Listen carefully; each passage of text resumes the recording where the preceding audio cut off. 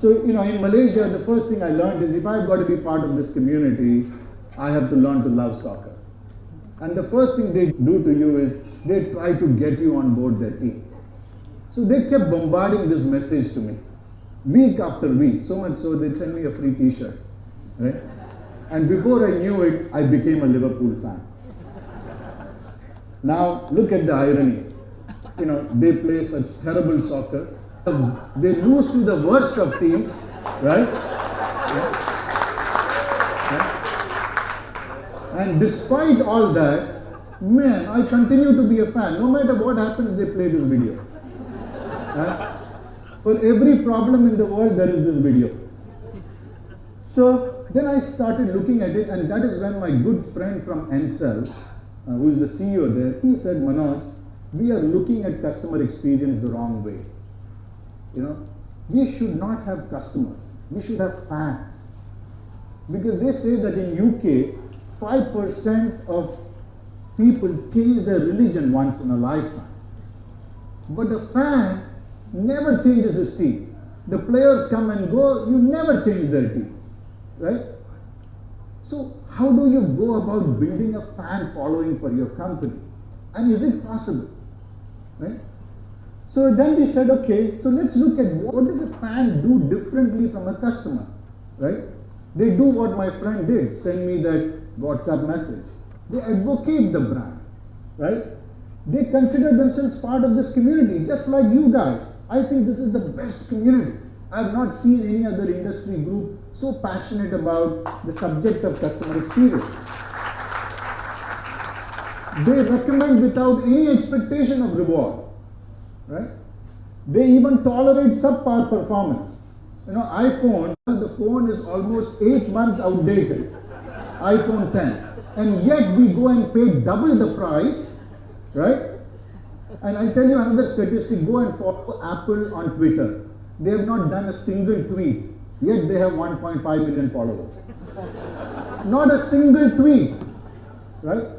So all these companies tend to have this characteristic. They seem to have a fan following who will do any damn thing in the world to support them. There is an emotional connect versus a rational connect with these brands. Right? So how do you go about creating it? Now the answer is simple. We don't have much time, so you can come to Frost & Sullivan and we'll help you. So I'm running out of time, so you can come to the booth and talk to me. No, let me give you the answer. How do you go about doing it? The answer is simple, and I think this is why we have architected what we call the innovation kaleidoscope. If you want to look at the next generation of customer experience, you cannot look at just the call center. You cannot look at the siloed piece. You've got to view the problem in its entirety. You've got to understand the business in its entirety. That is the only way you can compete and build a fan following. Right? There are 3 things that you need to study. And that is why we put it in 3 concentric circles. And it's like the kaleidoscope. You've got to move it around. As you move it around, you can see how one thing collides with another, and that thing collides with something else. And through that, you develop possibilities of future customer experience. I'm going to walk you through it very, very quickly. So the 3 things that each one of you need to study and apply it in your business. Number 1, you have to study disruptive technologies. Because as you said, Industry 4.0 is about disruptive technologies. And how do you integrate these disruptive technologies into your business? Number 2, we got to study the megatrends. How are these megatrends changing our lives? Right? We see it around us, yet we don't apply ourselves to it. For example, the megatrend of urbanization. Right? And it is creating a lot of congestion. It is creating challenges, and therefore it gives rise to companies like Uber and Grab and others who say, hey, we should find a creative way to solve this problem. Right?